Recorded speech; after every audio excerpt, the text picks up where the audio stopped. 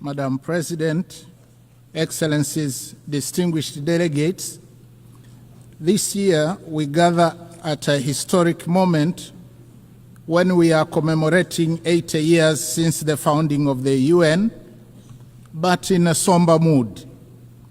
The theme of this general debate, that is better together, 80 years and more for peace, development and human rights, reminds us that determined cooperation remains our best vehicle for addressing urgent global challenges of this century and beyond. Yet, we are faced with chaos in the form of unilateralism with arrogance, barbaric wars, persistent poverty, injustice, pandemics, as well as an impending climate catastrophe. As we mark 80 years of the UN, we are called to rekindle the vision of its founders, anchored on two pillars. First, nations can overcome difficulties and accomplish more when they work together in solidarity. Second, peace is humanity's truest desire, which we must seek and pursue relentlessly on the basis of international law. By contrast, war is undesirable. It is a senseless path to resolving conflicts on which everybody loses, and its bitter fruits include unspeakable loss of innocent lives, too many orphans, widows, and refugees, as well as wanton destruction. Yet the United Nations Charter has guided us through many challenges over the past 80 years, reminding us to uphold peace, justice, cooperation, and dialogue to resolve conflicts.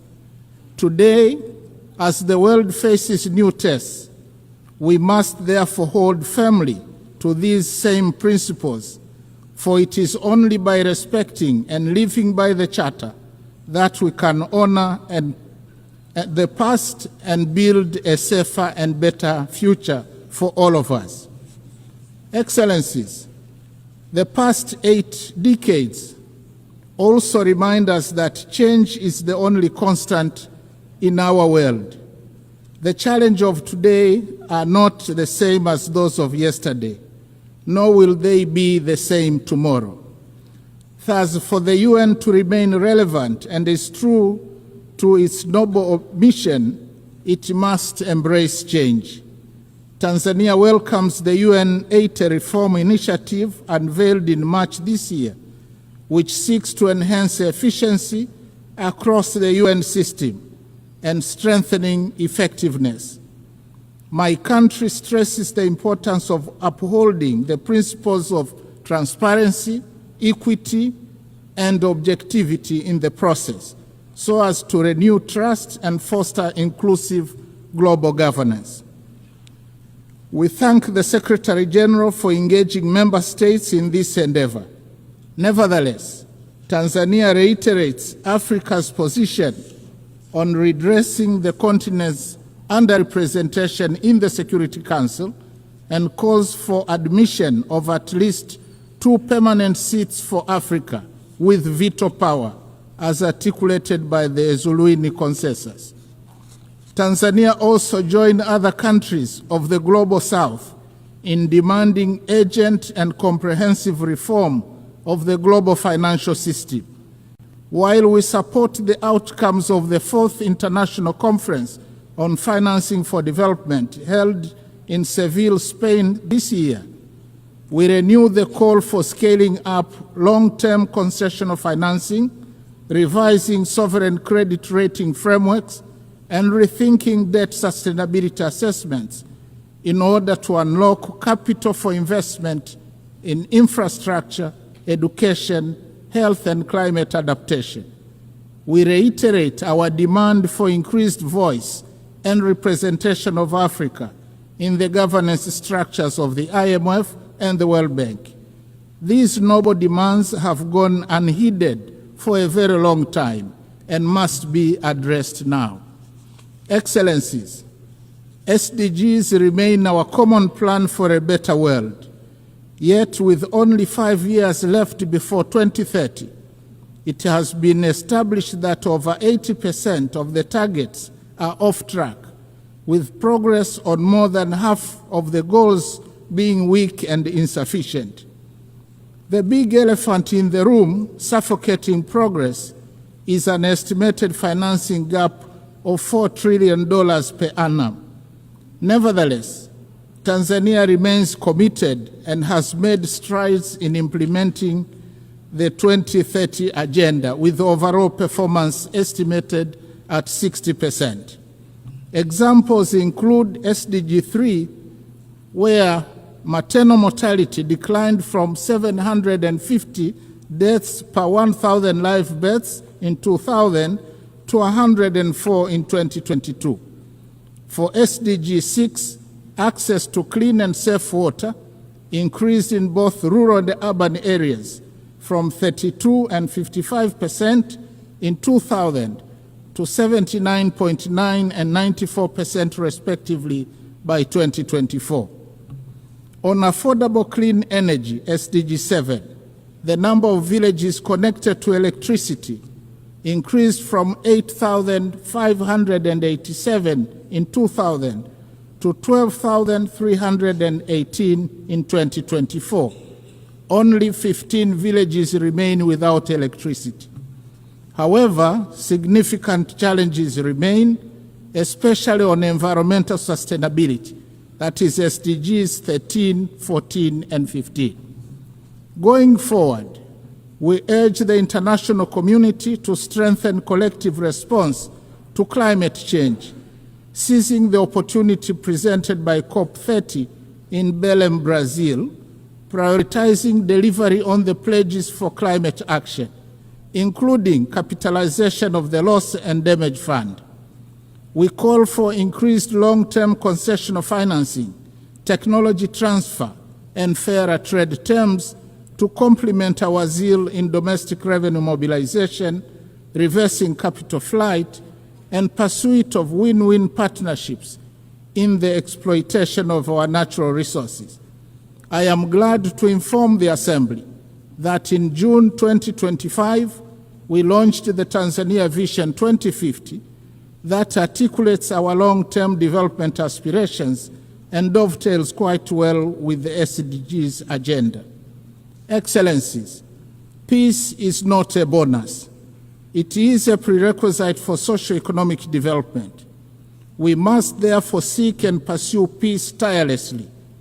We commend the efforts of the UN Secretary General, world leaders, and organizations that are active in conflict mediation and resolution in countries and regions such as Eastern DRC, Sudan, Russia, Ukraine, and the Middle East.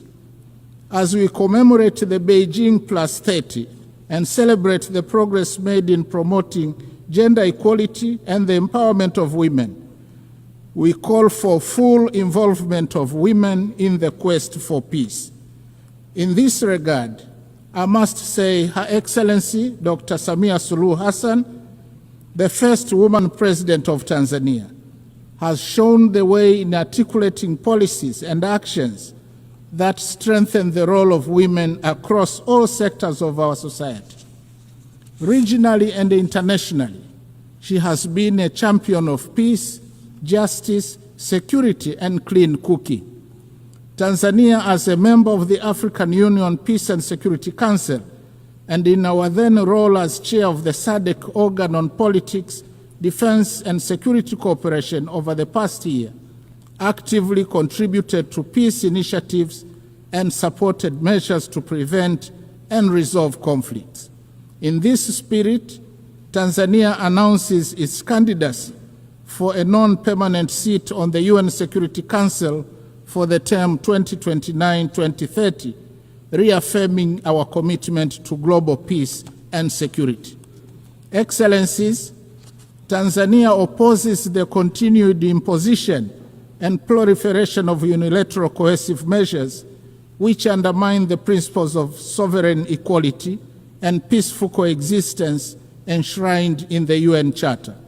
Such measures often applied without mandate of the Security Council, represent a form of economic aggression that disproportionately harms innocent civilians by depriving them of essential needs such as food, medicines, and capital goods. In this context, Tanzania reiterates its principled solidarity with nations, including Zimbabwe and Cuba, and the peoples who continue to endure the adverse effects of the long-standing economic embargo and sanctions. We stress that these embargoes and sanctions contravene international law. Similarly, Tanzania stands in solidarity with the people of Palestine and Sahrawi, who continue to be denied the fundamental rights of freedom, sovereignty, and self-determination. Tanzania also strongly condemns all forms of terrorism carried out within or across national borders.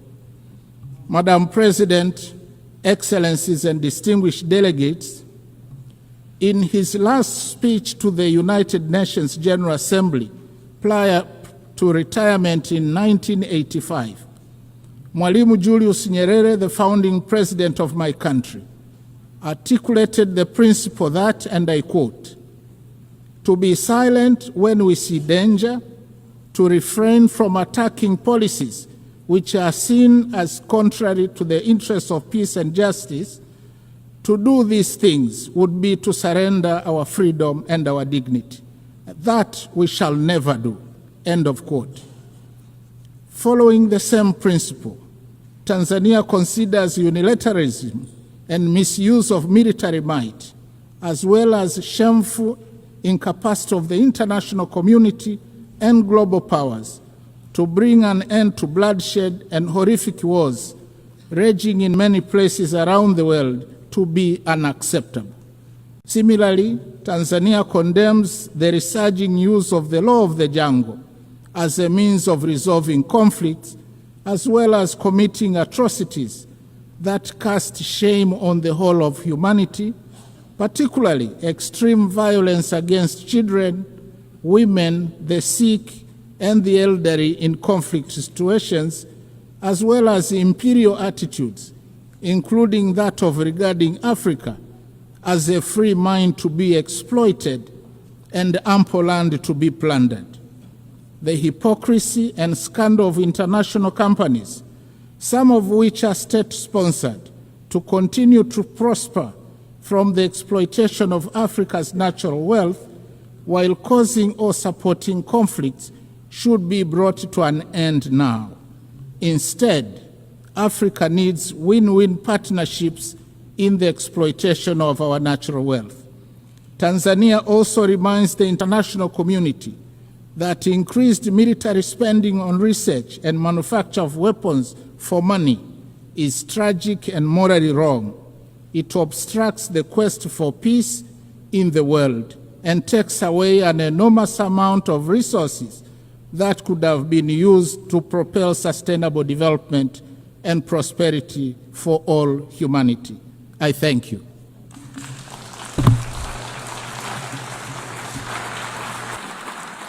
On behalf of the Assembly, I wish to thank the Vice President of the United Republic of Tanzania.